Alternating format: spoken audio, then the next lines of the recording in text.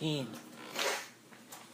It says, "Let no one say when he is tempted, I am tempted by God. For God cannot be tempted by evil, nor does he himself tempt anyone. But each one is tempted when he is drawn away by his own desires and enticed. Then, when the desire is conceived, it gives birth to sin, and sin, when it is fully grown, brings forth death." Now, that's pretty darn clear.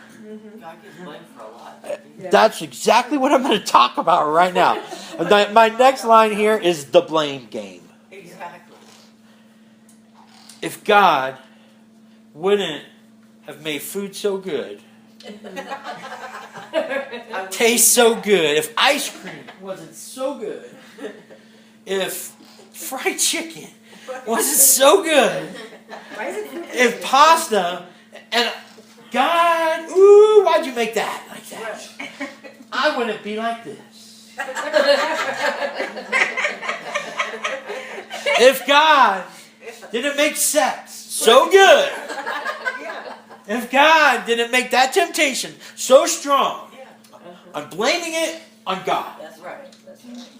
If he just gave us, the only time we needed is to reproduce. Yes. But no, he made it up so good that I got to go over to this house and do this and go there. Oh, if God didn't make weed and alcohol and cocaine feel so good, I wouldn't have this drug problem that I have. That's right.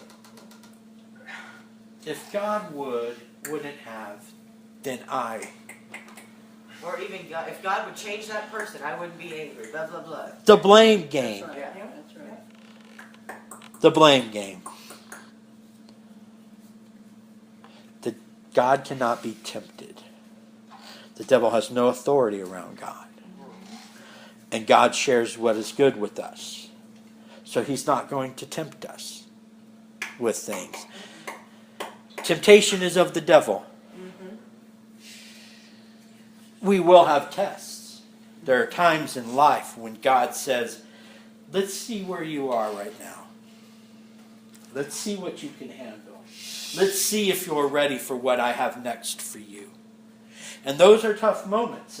And the more that we succeed through them, I believe we move to that next level and that next level and that next chapter in life. That as we pass these tests, it might be our kids, it might be a job, it might be finances, it might be health. You never know what this test may be. But there are times when God takes a look at us and says, wow, you've grown. Wow, you've come a long way. Wow, your finances are able to take care of themselves so much better now. You're learning, you're putting these pieces of the puzzle together. You're taking responsibility for your actions. The blame game doesn't have to be. I think sometimes with God and the tests that come our way, we try to entice God to do it our way. Well, Lord, I know that I'm supposed to give or I'm supposed to go here. So if I do that, will you do this for me? If I promise to go to church at least 2 Sundays a month, and I'll stand at the door and I'll welcome a few people, how about taking care of my bills better?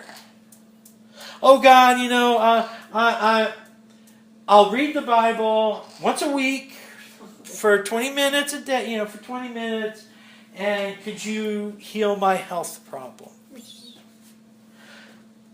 We have a way of manipulating people in our lives. I mean, that is possible. Right. And we try to apply that same thought process to God. If God cannot be tempted by the devil, you think he's going to fall for our little tricks along the way as well? It's difficult. And so this blame game starts. This aspect of our life where we blame God for everything that's not good. But you know what? There is an escape. I don't have it on the monitor, but I'm going to flip to it real quickly.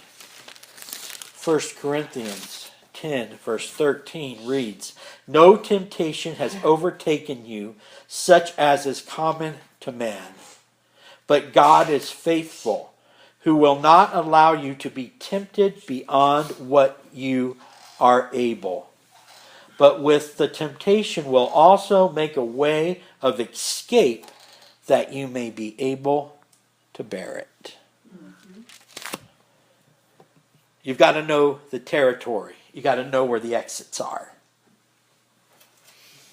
When you're driving to that house or to that place that you shouldn't be going, and you know you're not supposed to be, there's plenty of places to make a U-turn.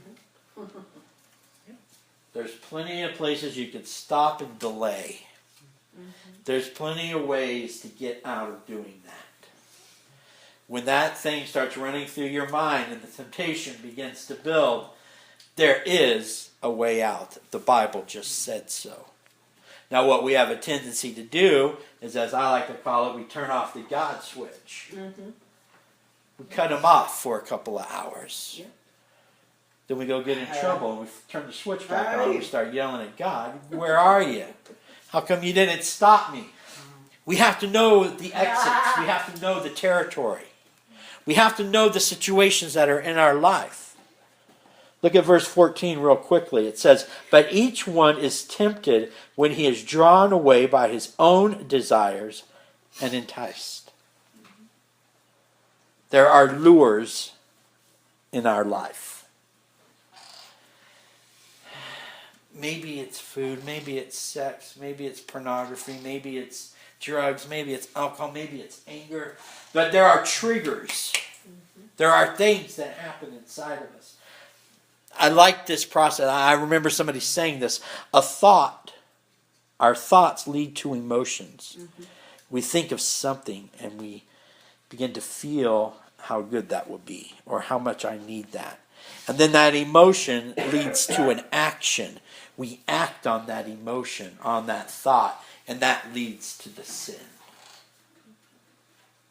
Our thought leads to an emotion, and our emotion leads to an action. And the next thing you know, we have the God switch turned off. Can't see me right now, Lord. I'm in the dark. I can do whatever I want. And we might keep that switch off for a while at certain times in life as we continue to go through our daily, or in certain areas of our life that we struggle with. But we got to know the lures. We got to know the things that can change, what can affect us and get us thinking of something, and the emotions begin. But I'll tell you something, ladies and gentlemen. Change does change things. Sometimes we think of change and it's like, well, that won't do anything. I've tried this and I've tried that. But if you really apply change in your life and the way you do things, the things you don't do, it begins to work. If there's an area of your life and you know you shouldn't go there, or you shouldn't eat this, or you shouldn't buy this, or spend this money on this or that, and you begin to slowly pull away from it, over a period of time, it begins to help. If you go for a walk at 20 minutes a few times a day, a few times a week, in 6 months you look at yourself in the mirror and there's something that happened. Even though you might still be eating the similar things. There's a physical change that happens. So we can't just blame God for all of these things that aren't right in our life. What we have to do is apply these things. See the lures of life.